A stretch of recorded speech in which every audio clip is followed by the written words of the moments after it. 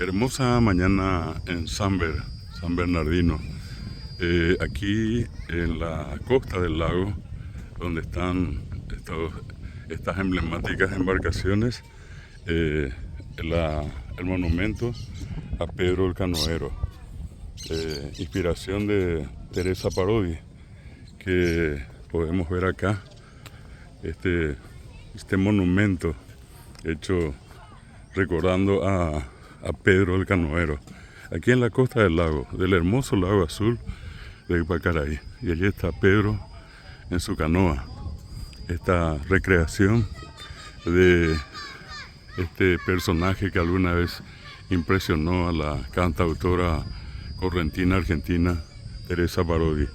Esto es en el lago de Ipacaraí, en la ciudad de San Bernardino. Hermoso día aquí en la costa del lago, hermoso paisaje que inspiró a muchos creadores, poetas, músicos, intérpretes.